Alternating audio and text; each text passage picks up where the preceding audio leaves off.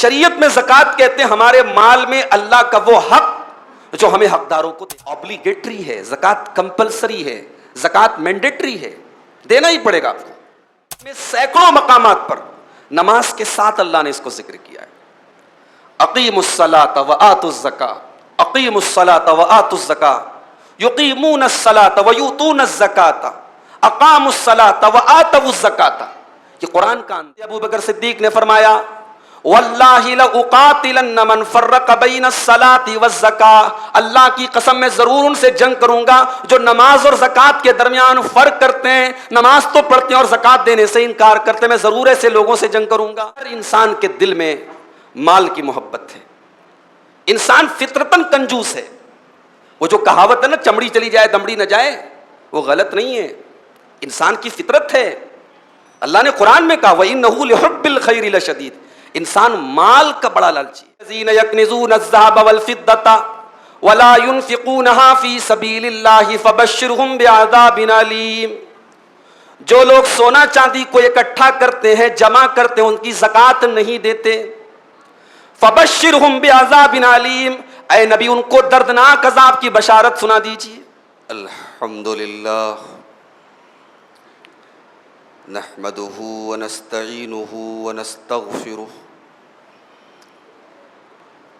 ونعوذ باللہ من شرور انفسنا ومن سیئات اعمالنا، من يهده اللہ فلا مضل له ومن يضلل فلا هادی له، واشهد ان لا الہ الا اللہ وحدہ لا شریک له، واشهد ان محمدا عبده ورسوله، یا ایها الذین آمنوا اتقوا اللہ حق تقاته ولا تموتن الا وانتم مسلمون، یا ایها الناس اتقوا ربکم الذی خلقکم من نفس واحدہ وخلق منها زوجها وبث منهما رجالا كثيرا ونساء، واتقوا الله الذي تساءلون به والأرحام إن الله كان عليكم رقيبا، يا أيها الذين آمنوا اتقوا الله وقولوا قولا سديدا يصلح لكم أعمالكم ويغفر لكم ذنوبكم ومن يطع الله ورسوله فقد فاز فوزا عظيما، أما بعد فإن خير الحديث كتاب الله وخير الهدي هدي محمد صلى الله عليه وسلم، وشر الأمور محدثاتها وكل محدثة بدعة وكل بدعة ضلالة وكل ضلالة في النار۔ أعوذ بالله من الشيطان الرجيم، بسم الله الرحمن الرحيم،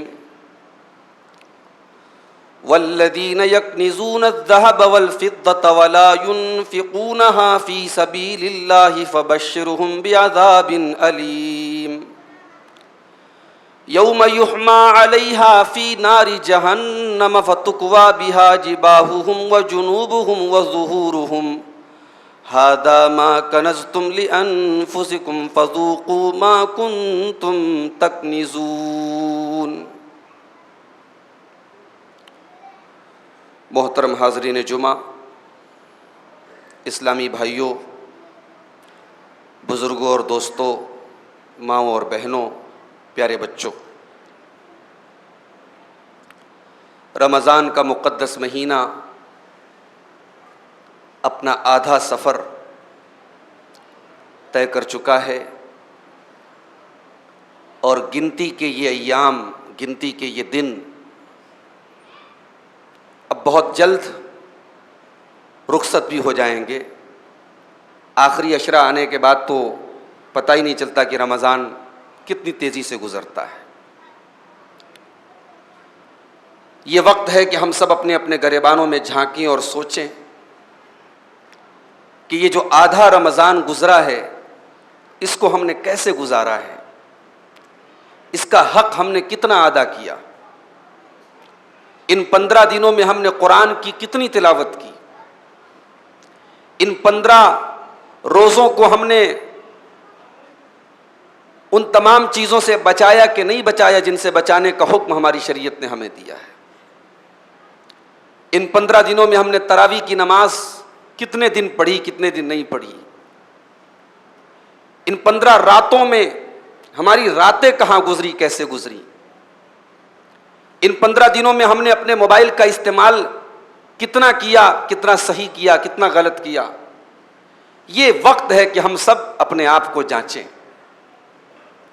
اور اگر اللہ نہ کرے یہ 15 دن کا رزلٹ صحیح نہیں ہے اور ہم نے ان 15 دنوں کی ناقدری کی ہے، ان 15 دنوں کا حق ادا نہیں کیا ہے، تو اب جو اس مہینے کا آخری 14 دن یا 15 دن ہے وہ ہمارے لیے ایک موقع ہے میرے بھائیوں کہ ہم اپنی کمیوں اور اپنی کوتاہیوں کو پورا کر لیں۔ بڑے افسوس کی بات ہے کہ رمضان کا سب سے قیمتی ٹائم، رمضان کا آخری عشرہ، آخری 10 دن، جن 10 دنوں میں اللہ کے پیارے نبی صلی اللہ علیہ وسلم زیادہ ایکٹیو ہو جاتے تھے۔ اما عائشہ فرماتی ہیں کہ جب رمضان کا آخری عشرہ آتا تھا اللہ کے نبی رات بھر جاگتے تھے۔ کس لیے جاگتے تھے؟ باتیں کرنے کے لیے؟ کس لیے جاگتے تھے؟ فضول کاموں کے لیے نہیں، رات بھر آپ اللہ کی عبادت کرتے تھے۔ ایقظ اہلہ واحیا لیلہ۔ حضرت عائشہ فرماتی ہیں کہ اللہ کے نبی رمضان کا آخری عشرہ آنے کے بعد اپنے گھر والوں کو بھی جگایا کرتے تھے، اپنی فیملی کو جگایا کرتے تھے۔ رات بھر آپ جاگا کرتے تھے اور اپنے گھر والوں کو، اپنی بیویوں کو جگایا کرتے تھے۔ وشد مئزرہ، اور اپنی کمر کس لیتے تھے، اپنے آپ کو چاقو چوبند کر لیتے تھے، الرٹ کر لیتے تھے، زیادہ محنت کرتے تھے۔ تو آخری عشرہ زیادہ محنت کرنے کا ہے۔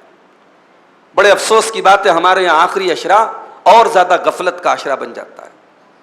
جو 20 دنوں میں تھوڑی بہت نیکیاں کرتے بھی ہیں، آخری 10 دنوں میں صاحب وہ عید کی تیاریوں میں لگے ہیں۔ کوئی درزی کے یہاں دوڑ رہا ہے، کوئی زیورات کی دکان پہ دوڑ رہا ہے، عورتیں شاپنگ کے لیے نکلی ہوئی ہیں۔ کیا ہے بھائی؟ رمضان کا مہینہ شاپنگ کا مہینہ نہیں ہے میرے بھائی، اور رمضان کا آخری عشرہ تو بالکل بھی نہیں ہے۔ رمضان کے آخری عشرے میں اپنے آپ کو خاص کر دیجئے اللہ کی عبادت کے لیے۔ اسی لیے اعتکاف بھی اسی آخری عشرے میں کیا جاتا ہے، طاق راتوں کو بھی اسی آخری عشرے میں تلاش کیا جاتا ہے۔ تو ہمیں اور آپ کو اب رمضان کے سب سے قیمتی ٹائم کو ہم پانے جا رہے ہیں، ہم اس کی ناقدری نہ کریں۔ اللہ تعالی ہم سب کو اس کی توفیق عطا فرمائے، آمین۔ میرے بھائیوں، آج کے خطبہ جمعہ میں میں اسلام کے 5 جو پلرز ہیں، اسلام کے جو 5 ستون ہیں جن کے اوپر اسلام کی پوری بلڈنگ، پوری عمارت قائم ہے، ان 5 پلرز میں سے جو تیسرا پلر ہے، توحید کے بعد اور نماز کے بعد جو تیسرا پلر ہے جس کو ہم زکوٰۃ کہتے ہیں، آج کے خطبہ جمعہ میں اس زکوٰۃ کے بارے میں کچھ موٹی باتیں، کچھ بنیادی باتیں آپ کے سامنے رکھنا چاہتا ہوں۔ سب سے پہلے تو زکوٰۃ کا مطلب سمجھ لیں کہ زکوٰۃ کہتے کس کو ہیں۔ زکوٰۃ کا لفظ عربی زبان کا لفظ ہے، اور زکوٰۃ کے 2 معنی ہوتے ہیں۔ ایک ہوتا ہے کسی چیز کا بڑھنا، انکریز ہونا، اضافہ کا ہونا، اور دوسرا ہوتا ہے کسی چیز کا پاک اور صاف ہونا۔ تو زکوٰۃ کے یہ 2 بنیادی فائدے ہیں۔ زکوٰۃ سے ہمارا مال بڑھتا بھی ہے اور ہمارا مال پاک بھی ہوتا ہے۔ اب پاک ہونے کا مطلب یہ نہیں کہ چوری کرو، رشوت لو، حرام کماؤ اور زکوٰۃ دے کے پاک کر لو، یہ مطلب نہیں ہے۔ انسان اپنی طاقت کے مطابق حلال پیسے کمائے، حلال ذریعے آمدنی اپنائے، لیکن ایک انسانی کمزوری کے ناطے ہو سکتا ہے کہیں سے ہمارے اس مال میں کچھ میل کچیل آ گیا ہو۔ کمیاں رہ گئی ہوں، کچھ کوتاہیاں رہ گئی ہوں جو ہمارے جان بوجھ کر کے ہم نے نہیں کی لیکن ہمارے مال میں آ گئی، تو ہماری ان کمیوں کو زکوٰۃ پاک کر دے گی۔ یہ ہے زکوٰۃ کا لغوی مطلب، زکوٰۃ کا لفظی مطلب۔ شریعت میں زکوٰۃ کہتے ہیں ہمارے مال میں اللہ کا وہ حق جو ہمیں حقداروں کو دینا ہے، یہ حق ہے اللہ کا۔ زکوٰۃ کوئی ٹیکس نہیں ہے صاحب، زکوٰۃ کوئی احسان نہیں ہے، زکوٰۃ آپ کے مال میں اللہ کا حق ہے۔ والذین فی اموالہم حق معلوم للسائل والمحروم۔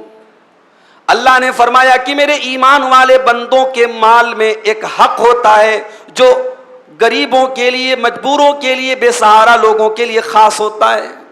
اللہ نے حق قرار دیا ہے اس زکوٰۃ کو۔ زکوٰۃ کوئی آپشنل چیز نہیں ہے کہ دے دے تو چلے گا، نہیں دے تو بھی چلے گا۔ زکوٰۃ اوبلیگیٹری ہے، زکوٰۃ کمپلسری ہے، زکوٰۃ مینڈیٹری ہے، دینا ہی پڑے گا آپ کو۔ اس لیے کہ زکوٰۃ اسلام کے 5 ستونوں میں سے ایک ستون ہے۔ بڑی مشہور حدیث ہے، ہمارے بچے کو یاد ہے، اللہ کے نبی نے فرمایا بنی الاسلام علی 5، اسلام کی بنیاد 5 چیزوں پر ہے۔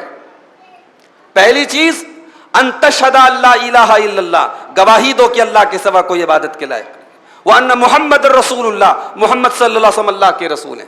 دوسری چیز تقیم الصلاۃ، نماز قائم کرو۔ تیسری چیز توتی الزکاۃ، زکوٰۃ ادا کرو۔ تو زکوٰۃ is one of the 5 pillars of Islam. اچھا، یہ جو زکوٰۃ ہے، آپ غور کیجئے قرآن کریم میں سینکڑوں مقامات پر نماز کے ساتھ اللہ نے اس کو ذکر کیا ہے۔ اقیموا الصلاۃ وآتوا الزکاۃ، اقیموا الصلاۃ وآتوا الزکاۃ، یقیمون الصلاۃ ویؤتون الزکاۃ، اقاموا الصلاۃ وآتوا الزکاۃ۔ یہ قرآن کا انداز ہے۔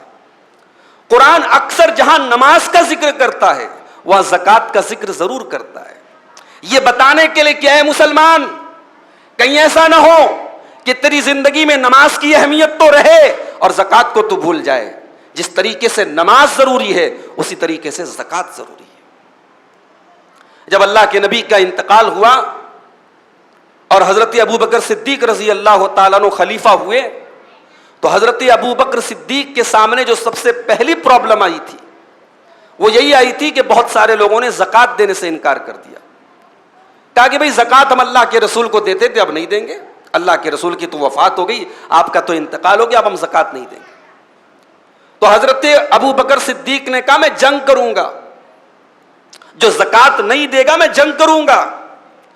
حضرت عمر نے کہا کہ آپ کلمہ پڑھنے والے سے جنگ کریں گے؟ جو انسان کلمہ پڑھ رہا ہے، اپنے آپ کو مسلمان کہہ رہا ہے، اس سے بھی جنگ کریں گے آپ؟ تو بخاری اور مسلم کے الفاظ ہیں، حضرت ابوبکر صدیق نے فرمایا واللہ لأقاتلن من فرق بین الصلاۃ والزکاۃ، اللہ کی قسم میں ضرور ان سے جنگ کروں گا جو نماز اور زکوٰۃ کے درمیان فرق کرتے ہیں، نماز تو پڑھتے ہیں اور زکوٰۃ دینے سے انکار کرتے ہیں، میں ضرور ایسے لوگوں سے جنگ کروں گا۔ واللہ لو منعونی عناقا کانوا یؤدون الی رسول اللہ صلی اللہ علیہ وسلم، اگر اللہ کے رسول کے دور میں یہ اونٹنی کا بچہ بھی اگر زکوٰۃ میں دیتے تھے اور آج اگر مجھے نہیں دیں گے تو میں ان کے خلاف جنگ کروں گا۔ حضرت عمر کہتے ہیں کہ بعد میں یہ بات مجھے سمجھ میں آئی کہ یہی سچ تھا اور حضرت ابوبکر کے سینے کو اللہ نے کھول دیا تھا، وہ بات وقتی طور پر میری سمجھ میں نہیں آئی تھی۔ تو زکوٰۃ وہ چیز ہے میرے بھائیو۔ اچھا، زکوٰۃ سے فائدہ کیا ہے؟ زکوٰۃ ہمیں کیوں دینی چاہیے؟ زکوٰۃ کا سب سے بڑا فائدہ یہ ہے کہ زکوٰۃ سے ہمارا مال پاک ہوتا ہے، زکوٰۃ سے ہمارے مال میں برکت ہوتی ہے۔ اللہ نے فرمایا سورہ توبہ کے اندر خذ من اموالہم صدقۃ تطہرہم وتزکیہم بہا، اے نبی آپ لوگوں کے مال سے زکوٰۃ لیجئے، صدقہ لیجئے، یہ زکوٰۃ اور صدقہ ان کے مال کو بڑھائے گا، ان کے مال کو پاک و صاف کرے گا۔ یہ زکوٰۃ کا پہلا فائدہ ہے، زکوٰۃ ہمارے مال کو پاک کرتی ہے۔ زکوٰۃ کا دوسرا فائدہ، اگر زکوٰۃ کو صحیح طریقے سے ادا کیا جائے کوئی بھوکا نہیں سوئے گا، کوئی بھوک سے نہیں مرے گا، کسی کو کسی کے سامنے ہاتھ نہیں پھیلانا پڑے گا۔ ہم نے زکوٰۃ کو زکوٰۃ کی طرح ادا ہی نہیں کیا، زکات تو ایک اجتماعی چیز تھی میرے بھائی. ہم نے زکات کو منمانی عبادت بنا دیا. جس کا جو جی چاہتا ہے ایک اندازے سے نکال دیتا ہے زکات. زکات تو ایک اجتماعی عبادت تھی. ایک سماج اور معاشرے میں اگر زکات کو صحیح طریقے سے اپلائی کیا جائے, اس سماج میں کوئی غریب نہ رہے. غربت کے خاتمے کے لیے زکات کو فرض کیا گیا. اسی لیے اللہ کے نبی صلی اللہ علیہ وسلم نے جب حضرت معاذ ابن جبل کو یمن بھیجا تو حضرت معاذ ابن جبل سے اللہ کے نبی نے فرمایا کہ اے معاذ, تم جہاں جا رہے ہو وہاں اہل کتاب رہتے ہیں, تو پہلے توحید کی دعوت دینا. جب توحید کی دعوت سمجھ جائیں تو نماز کی دعوت دینا, اور جب نماز بھی سمجھ جائیں, نماز پڑھنے لگے, تو اے معاذ تم ان کو زکات کے بارے میں بتانا. ان کو بتانا ان اللہ قد افترض فی اموالہم صدقۃ, اللہ تعالیٰ نے ان کے مال میں زکات فرض کی ہے. تؤخذ من اغنیائہم وترد علی فقرائہم, جو امیر سے لی جائے گی اور غریب کو دی جائے گی. تو غریبی کو ختم کرنے کے لیے زکات فرض کی گئی. زکات کا ایک مقصد اور بھی ہے. ہر انسان کے دل میں مال کی محبت ہے. انسان فطرتاً کنجوس ہے. وہ جو کہاوت ہے نا, چمڑی چلی جائے دمڑی نہ جائے, وہ غلط نہیں ہے, انسان کی فطرت ہے. اللہ نے قرآن میں کہا وَإِنَّهُ لِحُبِّ الْخَيْرِ لَشَدِيدٌ, انسان مال کا بڑا لالچی ہے. اب کوئی صاحب کہتے صاحب میرے اندر مال کی لالچ نہیں ہے, تو آپ گویا قرآن کو غلط قرار دے رہے ہیں. کم یا زیادہ, کسی کے اندر کم ہے کسی کے اندر زیادہ ہے.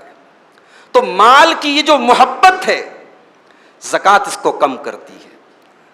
زکات, آپ کے پاس 1 کروڑ روپے ہیں, آپ کو 2.5 لاکھ روپے زکات دینا ہے. اب یہ جو 2.5 لاکھ آپ کو دینا ہے, یہ جب آپ دیں گے نا تو آپ کے دل سے مال کی محبت تھوڑی کم ہوگی, تھوڑا بخل کم ہوگا.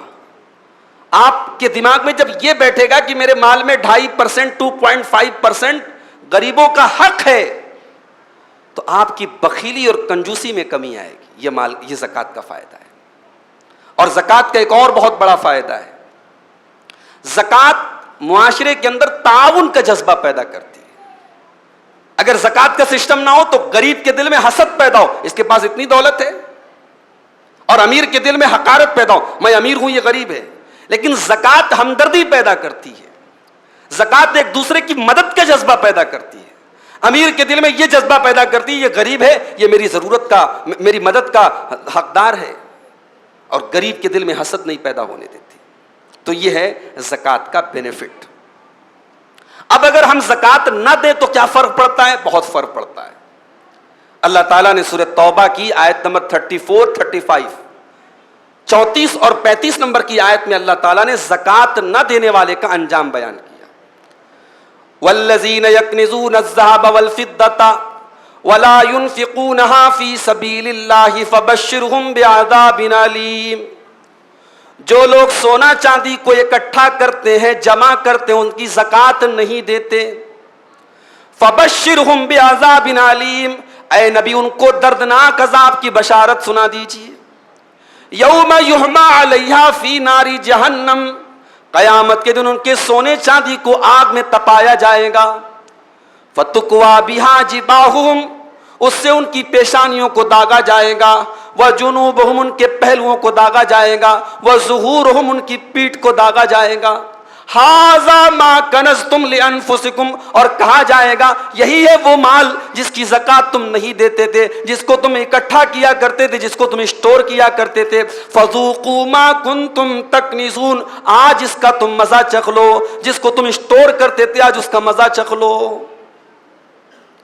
پہلے ان کی پیشانی کو داغا جائے گا, پھر ان کے پہلو کو داغا جائے گا, پھر ان کی پیٹھ کو داغا جائے گا. ایسا کیوں کیا جائے گا؟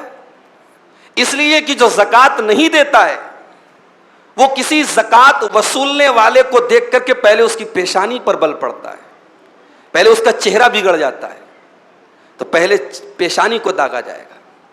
پھر اس کو تو زکات دینا نہیں ہے, تو پہلے ماتھے پر بل آیا, پھر وہ پلٹتا ہے, تو پلٹتا ہے تو پہلو سامنے آتا ہے, پہلو کو داغا جائے گا. پھر پیٹھ دکھا کر بھاگ جاتا ہے, پھر پیٹھ کو داغا جائے گا. یہ ہے زکات نہ دینے والے کا انجام. اب ایک حدیث بھی سن لیجئے, بخاری اور مسلم کی روایت ہے.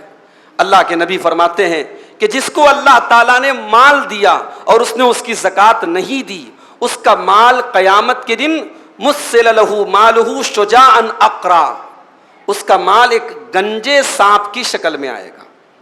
اہل علم کہتے ہیں کہ سانپوں کی بہت ساری ویرائٹی ہوتی ہے، اس میں یہ جو سانپ ہوتا ہے عرب کے اندر ہوتا تھا شجاعا اقرا، گنجا سانپ، یہ بڑا زہریلا ہوتا تھا۔ لہو زبیبتان، اور اس کے اوپر 2 سیاہ دھبے ہوں گے۔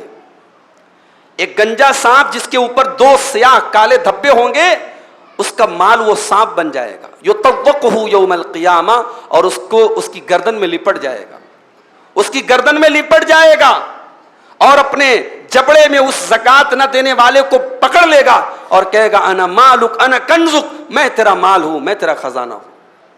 اور اس کے بعد اللہ کے نبی نے سورہ آل عمران کی یہ آیت پڑھی، وَلَا يَحْسَبَنَّ الَّذِينَ يَبْخَلُونَ بِمَا آتَاهُمُ اللَّهُ مِنْ فَضْلِهِ هُوَ خَيْرًا لَهُمْ بَلْ هُوَ شَرٌّ لَهُمْ۔ جو لوگ اللہ کے مال میں بخیلی کرتے ہیں، زکوٰۃ نہیں نکالتے، وہ اس کو اپنے حق میں بہتر نہ سمجھیں، وہ یہ نہ سمجھے کہ ہم زکوٰۃ نہ دے کر کے اپنے مال کو بچا رہے ہیں، وہ ان کے حق میں بہت برا ثابت ہونے والا ہے۔ سَيُطَوَّقُونَ مَا بَخِلُوا بِهِ يَوْمَ الْقِيَامَةِ، قیامت کے دن ان کا مال ان کی گردن میں طوق بنا کر کے ڈالا جائے گا۔ یہ ہے زکوٰۃ نہ دینے کا انجام۔ زکوٰۃ نہ دینے سے بارش روک لی جاتی ہے۔ ابن ماجہ کی صحیح روایت، اللہ کے نبی فرماتے ہیں کہ وَلَمْ يَمْنَعُوا زَكَاةَ أَمْوَالِهِمْ إِلَّا مُنِعُوا الْقَطْرَ مِنَ السَّمَاءِ، جس قوم اور سماج کے اندر زکوٰۃ ادا نہیں کی جاتی، وہاں پر اللہ تعالیٰ بارش کو روک لیتا ہے، پانی کو روک لیتا ہے۔ ابھی بھی موسم بہت گرم ہے، ہو سکتا ہے بہت ساری جگہوں پر کسان انتظار کر رہے ہوں بارش کا، اللہ تعالیٰ اپنی رحمتوں کی بارش نازل فرما دے۔ تو بارش کا نہ ہونا بھی یہ زکوٰۃ کی نہ دینے کی ایک سزا ہے۔ اب ایک سوال یہ ہے کہ زکوٰۃ کہاں دیں، ہم کس کو دیں، زکوٰۃ کا مصرف کیا ہے؟ تو زکوٰۃ ہر ایک کو نہیں دے سکتے، یا جہاں جہاں ہم نیکی کے راستے ہیں، بھلائی کے راستے، وہاں زکوٰۃ دیں، ایسا بھی نہیں ہے۔ زکوٰۃ کی کچھ اسپیسیفک جگہ ہیں کہ ہم وہاں پہ زکوٰۃ دے سکتے ہیں۔ کہاں دے سکتے ہیں؟ اللہ تعالیٰ نے سورہ توبہ کی آیت نمبر 60 میں زکوٰۃ کے 8 مصارف ذکر کیے۔ 8 ایسے لوگ ہیں جن کو ہم زکوٰۃ کی رقم دے سکتے ہیں۔ انما الصدقات للفقراء والمساکین والعاملین علیہا والمؤلفۃ قلوبہم وفی الرقاب والغارمین وفی سبیل اللہ وابن السبیل فریضۃ من اللہ واللہ علیم حکیم۔ 8 لوگوں کو آپ زکوٰۃ دے سکتے ہیں۔ نمبر 1، فقیر کو آپ دے سکتے ہیں۔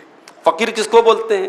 جو اپنی بیسک ضرورتوں کے لیے دوسروں کا محتاج ہو، فقیر کو دے سکتے ہیں، مسکین کو دے سکتے ہیں۔ فقیر کا مطلب بھی ضرورت مند، مسکین کا مطلب بھی ضرورت مند، لیکن علماء کہتے ہیں دونوں میں ایک فرق ہے۔ فقیر وہ ہے جو مانگتا ہے، مسکین وہ ہے جو مانگتا نہیں۔ ضرورت مند ہے مگر خوددار ہے، وہ لوگوں کے دروازوں پر جا کر کے ہاتھ مانگے، یہ اس کی عزت نفس کو گوارا نہیں، اس کی غیرت کو گوارا نہیں۔ تو ایسا انسان جو سفید پوش ہے، ضرورت مند ہے، اس کے گھر میں کھانا نہیں پک رہا ہے، اس کے بچے بھوکے ہیں، مگر اس کی بات چیت سے آپ اندازہ نہیں لگا سکتے، ایسے ضرورت مندوں کو بھی ہمیں زکوٰۃ کی رقم دینا ہے۔ والعاملین علیہا، فقیر کو دینا ہے، مسکین کو دینا ہے، اور وہ لوگ جن کو حکومت کی طرف سے زکوٰۃ وصولنے کے لیے ملازم کے طور پر رکھا گیا ہے، جن کو یہ کام سونپا گیا ہے تمہیں زکوٰۃ وصولنا ہے، اس زکوٰۃ کو وصولنے کے لیے ان کی سیلری کی رقم، ان کا محنتانہ زکوٰۃ سے دیا جا سکتا ہے۔ نمبر 4، والمؤلفۃ قلوبہم، زکوٰۃ کی رقم ان کو بھی دے سکتے ہیں جن کے دل کو پھیرنا ہو، جن کے دل کو مائل کرنا ہو۔ اب جن کے دل کو مائل کرنا ہو، اس کا کیا مطلب ہے؟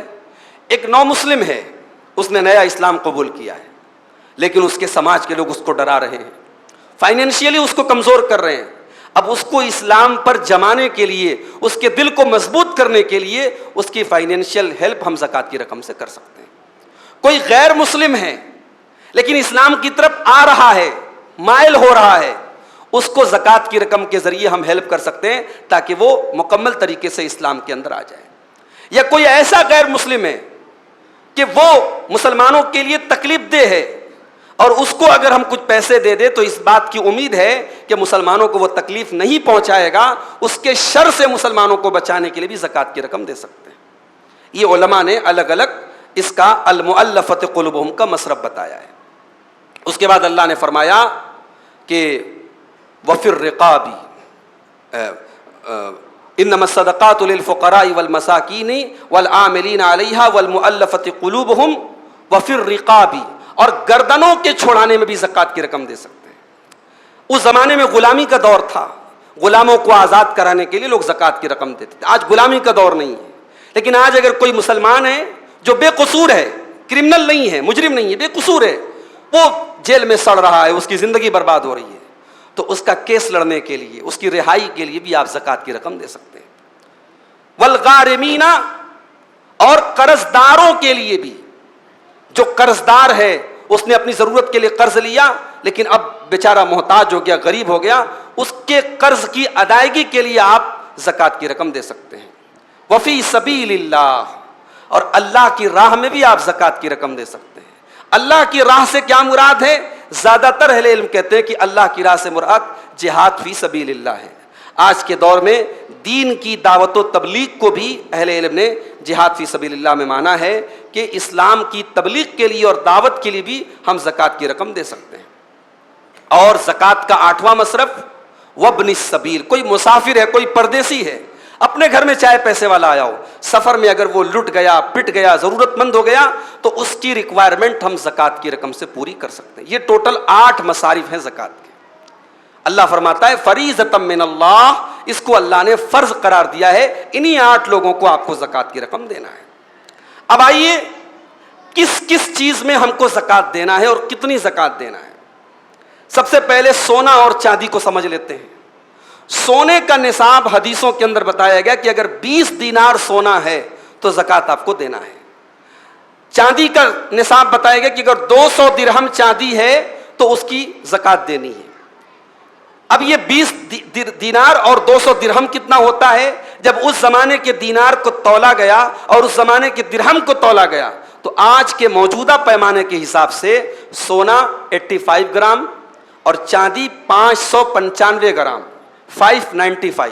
اگر چاندی 595 گرام سے کے برابر ہے یا اس سے زیادہ ہے، سونا آپ کے پاس 85 گرام یا اس سے زیادہ ہے، 85 گرام سے زیادہ ہے، تو آپ کو اس کے اوپر 2.5% یعنی 2.5% آپ کو زکوٰۃ دینا ہے۔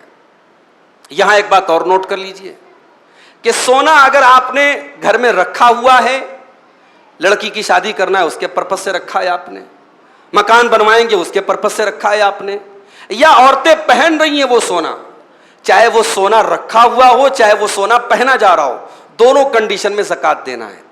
بعض علماء کا یہ فتویٰ ہے کہ عورتیں جو زیور پہنتی ہیں اس پر زکوٰۃ نہیں دینا ہے، مگر دلیل کے اعتبار سے یہ بات مضبوط نہیں ہے۔ ابو داؤد کی صحیح روایت ہے، اللہ کے نبی کے پاس ایک عورت آتی ہے، اس کے ساتھ اس کی ایک بچی ہے، اور بچی کے ہاتھ میں مسکتان من ذہب غلیظتان، سونے کے 2 موٹے موٹے کنگن ہیں۔ اللہ کے نبی نے اس عورت سے کہا اتؤدین زکاتہما، کیا اس کنگن کی زکوٰۃ دیتی ہو؟ اس نے کہا کہ میں زکوٰۃ تو نہیں دیتی ہوں۔ اللہ کے نبی نے فرمایا ایسرک ان یصورک اللہ بہما یوم القیامت سوارین من نار، کیا تم یہ پسند کرو گی کہ قیامت کے دن اس کنگن کی جگہ تمہیں آگ کا 2 کنگن پہنایا جائے؟ عورت نے فوراً اپنی بچی کے کنگن اتارے اور اللہ کے نبی کو دے دیا اور کہا کہ ہما للہ عز وجل، اے اللہ کے نبی آج تک میں نے اسی زکوٰۃ نہیں دی، آج میں یہ کنگن اللہ کی راہ میں دے رہی ہوں، یہ دونوں کنگن اللہ کے لیے۔ یہ حدیث اس بات کی واضح دلیل ہے، کلیئر دلیل ہے کہ عورت جو زیورات پہنتی ہے اس پر بھی زکوٰۃ دینا ہے۔ اچھا ایک بات اور یاد کریے، رکھیے کہ سونے کا زیور ہے، لیکن سونے کی زیور پر اس میں بہت ساری چیزیں مکس ہوتی ہیں، پھر ہم جب زیور لینے جاتے ہیں تو میکنگ چارج بھی لگتا ہے، ٹیکس بھی لگتا ہے۔ جب آپ زکوٰۃ نکالیں گے تو صرف اوریجنل سونے پر نکالیں گے، آپ جو سونے کی کرنٹ ویلیو ہے، آپ نے خریدا تھا 30,000 میں تھا، ابھی وہ 60,000 میں، تو 60,000 کے حساب سے آپ کو زکوٰۃ دینا ہے، اور صرف سونے پر زکوٰۃ دینا ہے۔ اس میں جو موتی لگے ہیں، جو ہیرے لگے، اس کی زکوٰۃ نہیں دینا ہے۔ اس پہ جو میکنگ چارجز ہیں، جو ٹیکس وغیرہ ہے، اس کی زکوٰۃ، جو اوریجنل سونا ہے اس کی زکوٰۃ آپ کو دینا ہے۔ یہ سونے اور چاندی کی زکوٰۃ کا مسئلہ ہے۔ اب ایک معاملہ یہ ہے کہ کرنسی کی زکات کیسے نکالیں. نبی کے دور میں روپیے پیسے نہیں چلتے تھے. اس زمانے کی کرنسی سونا اور چاندی تھی. آج ہمارے یہاں کرنسی نوٹ کی شکل میں ہے, پیسے کی شکل میں ہے, جس کو سونا اور چاندی کا الٹرنیٹ مانا گیا. تو کرنسی کی زکات ہم کیسے نکالیں گے؟ بعض علماء کہتے ہیں کہ سونے کے حساب سے نکالیں گے, بعض علماء کہتے ہیں چاندی کے حساب سے نکالیں گے. زیادہ مضبوط بات یہ ہے, چونکہ ہمارے دور میں سونے اور چاندی کی قیمت میں بہت فرق ہے. بھئی 85 گرام سونا کافی قیمت کا ہو جائے گا اور 595 گرام چاندی کی کچھ خاص قیمت نہیں ہے. تو لہٰذا احتیاط کا پہلو یہی ہے کہ ہم کرنسی میں چاندی کو معیار بنائیں گے.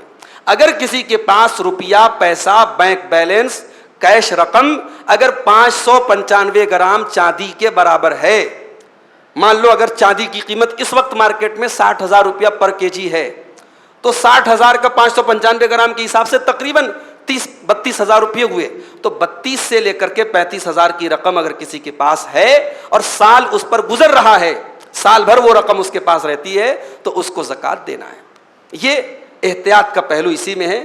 ہاں, اگر کسی کے پاس سونے کا زیور ہے مان لو, لیکن سونے کا زیور کم ہے, 10 گرام ہے, 20 گرام ہے, اب اس سونے کے زیور کو کیا ہم کیش رقم کے ساتھ ملائیں گے؟ نہیں ملائیں گے.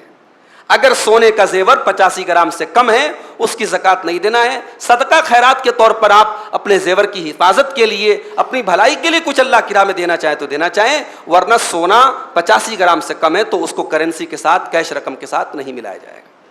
اب ایک سوال یہ پیدا ہوتا ہے کہ جو لوگ تجارت کرتے ہیں, جو دکاندار ہیں, جو بزنس مین ہیں, وہ زکات کیسے نکالیں گے؟ تو اب ان کے لیے یہ کنڈیشن تو نہیں لگائی جائے گی کہ سال بھر ان کے پاس وہ مال رہے, اس لیے کہ تجارت میں روٹیٹ ہوتا رہتا ہے. آج ایک مال ہے, کل ہمارے پاس نہیں ہے. تو تاجر جو ہوگا, جو دکاندار ہوگا, جو بزنس مین ہوگا, وہ سال میں ایک بار اپنے پورے مال تجارت, اپنے پورے کیپٹل کو ایویلویٹ کرے گا, اس کو اندازہ کرے گا کہ میری دکان میں کتنے کا مال ہے. 1 لاکھ کا مال ہے, 1.5 لاکھ کا مال ہے, 2 لاکھ کا مال ہے, جو بھی مال ہے اس کو وہ نوٹ کر لے گا.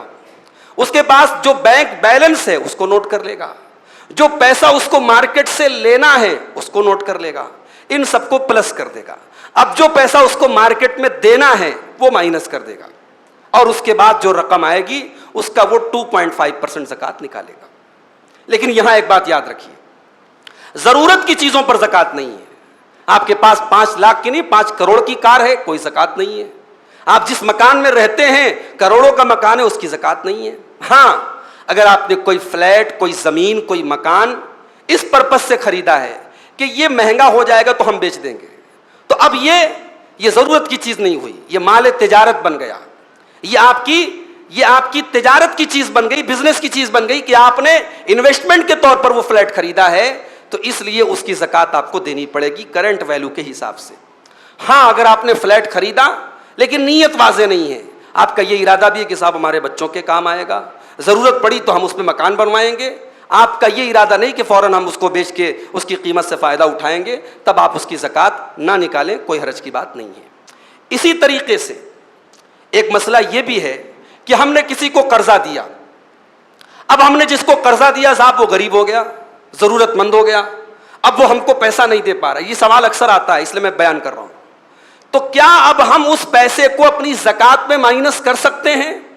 ہم نے کسی کو 1 لاکھ دے دیا, وہ نہیں دے پا رہا ہے, تو اب ہمارے اوپر جو زکات فرض ہوتی ہے کیا ہم اس میں سے 1 لاکھ مائنس کر دیں؟ ایسا نہیں کریں گے. ایسا نہیں کریں گے. آپ پھنسی ہوئی رقم, جو رقم آپ کی کہیں پھنس گئی ہے, کسی کو آپ نے دے دیا وہ نہیں دے پا رہا ہے, اس کو آپ زکات میں مائنس نہیں کریں گے. ہاں, جب آپ قرض دے رہے ہوں اسی ٹائم آپ کی نیت ہو کہ یار یہ آدمی کمزور لگ رہا ہے, دے دیا تو دے دیا, نہیں دے پایا تو میں اس کو زکات میں مائنس کر دوں گا. اگر اس وقت آپ کی نیت ہے تب آپ اس کو زکات میں سے مائنس کر سکتے ہیں. اسی طریقے سے اگر آپ نے کسی کو قرض دیا اور وہ قرض آپ کو کبھی بھی مل سکتا ہے, تو آپ اپنی پوری کیپٹل میں اس کو بھی جوڑیں گے. جب آپ اپنی زکات نکالیں گے تو جو پیسہ آپ نے قرض دیا ہے جو آپ کو کبھی بھی مل سکتا ہے, اس کو بھی آپ اپنے کیپٹل میں جوڑیں گے.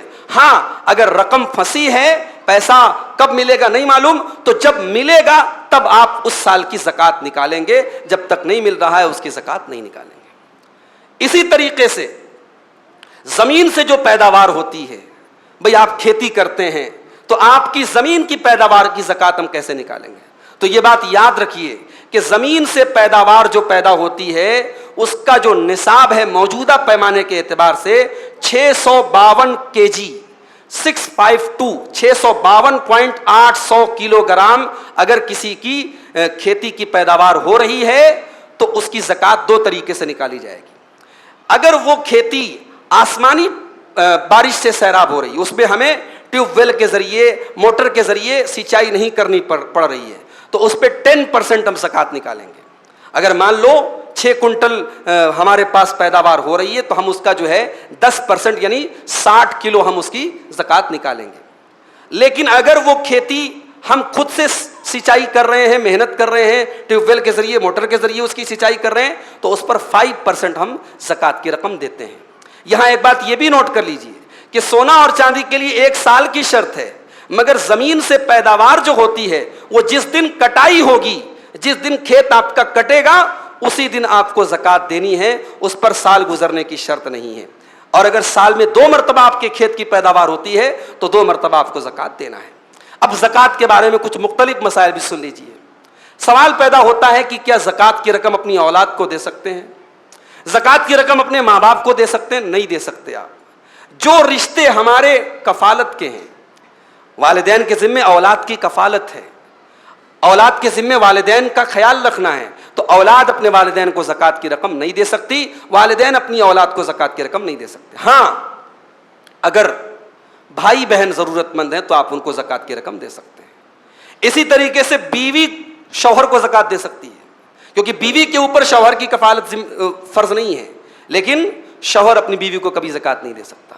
اگر آپ کے خاندان میں رشتہ دار میں اگر کوئی زکوٰۃ کا حقدار ہے تو آپ اس کو پریفر کریں, اس کو ترجیح دیں. اللہ کے نبی نے فرمایا کہ رشتہ دار کو زکوٰۃ دینے سے ڈبل ثواب ملتا ہے, ایک تو صدقہ خیرات کرنے کا, زکوٰۃ دینے کا ثواب, اور دوسرے رشتہ داری کو بہتر کرنے کا, رشتہ داری کو نبھانے کا ثواب بھی آپ کو ملے گا. تو اس مسئلے کو آپ یاد رکھیے کہ کن رشتہ داروں کو آپ زکوٰۃ دے سکتے ہیں, کن رشتہ داروں کو آپ زکوٰۃ نہیں دے سکتے. مسجد کی تعمیر میں آپ زکوٰۃ کی رقم نہیں دے سکتے, مدرسے کی تعمیر میں آپ زکوٰۃ کی رقم نہیں دے سکتے. کسی پبلک ویلفیئر کے کام میں زکوٰۃ مخصوص لوگوں کو دی جاتی ہے. آپ نے کنواں کھدوا دیا, کنویں سے پوری پبلک پانی پی رہی ہے, تو کسی پبلک ویلفیئر کی چیز میں آپ زکوٰۃ کی رقم نہیں دیں گے. زکوٰۃ میں علماء کہتے ہیں کہ جس کو ہم زکوٰۃ دے رہے ہیں اس کو اس مال کا مالک بنا رہے ہیں. مان لو ہم نے کسی کو 1 لاکھ روپیہ زکوٰۃ دیا تو اس کو 1 لاکھ کا ہم مالک بناتے ہیں. اس لیے ہم کسی کنواں کھدوا دیا, ہم نے کوئی ٹیوب ویل لگوا دیا, اس میں صدقہ کی رقم آپ خرچ کریں, زکوٰۃ کی رقم آپ خرچ نہ کریں. تو یہ زکوٰۃ کے مختلف مسائل ہیں. ہمارے شیخ یعقوب جامعی صاحب آج صبح آئے تھے, انہوں نے ایک پمفلیٹ بھی یہاں نمازیوں کو بانٹنے کے لیے دیا ہے. اس میں بڑے دلائل کے ساتھ زکوٰۃ کے موٹے موٹے مسائل بیان کیے گئے ہیں. میں آپ سب سے گزارش کروں گا کہ آپ اس کو بھی پڑھ لیں, اور اس کے بعد اگر کوئی مسئلہ آتا ہے تو ہم آپ علماء سے رجوع کریں. میرے بھائیوں, یہ زکوٰۃ کے بارے میں چند موٹی باتیں ہیں. آخر میں یہی کہنا چاہوں گا کہ زکوٰۃ کے تعلق سے ہمارے سماج میں بڑی لاپرواہی ہے. ہمیں سے اکثر لوگ اپنے مال کی زکوٰۃ یا تو بہت لاپرواہی کے ساتھ نکالتے ہیں, کوئی اس کا حساب و کتاب نہیں ہے, یا بہت سارے ایسے لوگ ہیں جو کہتے ہیں کہ صاحب ہم انکم ٹیکس دیتے ہیں, ہم سیلز ٹیکس دیتے ہیں, ہم GST دیتے ہیں, ہم کو کیا ضرورت ہے زکوٰۃ دینے کی. ان کی زندگی میں زکوٰۃ نام کی کوئی چیز ہی نہیں ہے. اللہ کے واسطے ایسا نہ کریں, یہ آپ کے مال میں اللہ کا حق ہے, اپنے مال کی صحیح زکوٰۃ نکالیں. اللہ نے وَلَا تَكُونُوا مِنَ الْمُشْرِكِينَ کا لفظ استعمال کیا ہے. زکوٰۃ نہ دینے والا اگر زکوٰۃ کا انکار کر دے تو وہ کافر ہو جائے گا. علماء کا اتفاق ہے اس بات پر کہ اگر زکوٰۃ کا انکار کر دے تو کافر ہو جائے گا, اور اگر زکوٰۃ اپنی سستی کی وجہ سے نہیں دے رہا ہے تو بہت سخت گنہگار ہوگا. آئیے ہم اللہ سے دعا کریں, رب العالمین ہم سب کو اپنے مال کی صحیح طریقے سے زکوٰۃ نکالنے کی توفیق عطا فرمائے. اللہ ہمارے مال میں برکت عطا فرمائے. اللہ ہم سب میں جو مال زکوٰۃ دینے لائق ہیں ان کو اللہ تعالیٰ اپنے مال کی صحیح زکوٰۃ نکالنے کی توفیق عطا فرمائے. رب العالمین رمضان کے باقی روزوں کو بھی ہم پر آسان کر دے. رب العالمین ہم نے جو عبادتیں اب تک کی ہیں ان عبادتوں کو, ان ٹوٹی پھوٹی عبادتوں کو اللہ تو اپنے فضل و کرم سے قبول فرما لے. اے اللہ رمضان کے آخری عشرے کا ہم سب کو حق ادا کرنے کی توفیق عطا فرما. اے اللہ قدر کی رات میں ہم سب کو جاگنے کی اور عبادت کرنے کی توفیق عطا فرما. اے اللہ ہم گنہگار ہیں, خطا کار ہیں, لیکن تیری رحمت کے امیدوار ہیں. پروردگار تو اپنے رحم و کرم سے ہم سب کو معاف فرما دے. اے اللہ تو جنت الفردوس میں ہم سب کو داخل فرما دے, تو جہنم کے عذاب سے ہم سب کو بچا لے. رب العالمین ہمارے دلوں کو اپنے ذکر سے آباد کر دے. اللہ ہمارے بچوں کی حفاظت فرما، اللہ ہمارے اہل و عیال پر خیر و برکت کا نزول فرما۔ اے اللہ جو ہم میں سے ذہنی طور پر پریشان ہیں، جسمانی طور پر پریشان ہیں، کل ہمارے ایک بھائی نے واٹس ایپ پر میسج کیا، ایک محمد ارسلان نام کا کوئی بچہ ہے، بہت سخت بیمار ہے، اس کے حق میں بھی ہم دعا کرتے ہیں، اور جو بھی بیمار ہیں اللہ سب کو شفائے کامل عاجل عطا فرمائے۔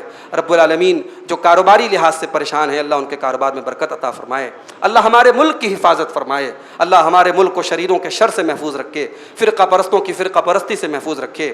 ہم جو بھی نیکی کے کاموں میں حصہ لیں، جو بھی خیر کے کاموں میں حصہ لیں، پروردگار ہمارے ان کاموں کو قبول فرمائے۔ اللہ جب تک دنیا میں زندہ رکھے اسلام پر زندہ رکھے اور ہمارا خاتمہ ایمان پر ہو۔ آمین۔ وآخر دعوانا ان الحمد للہ رب العالمین۔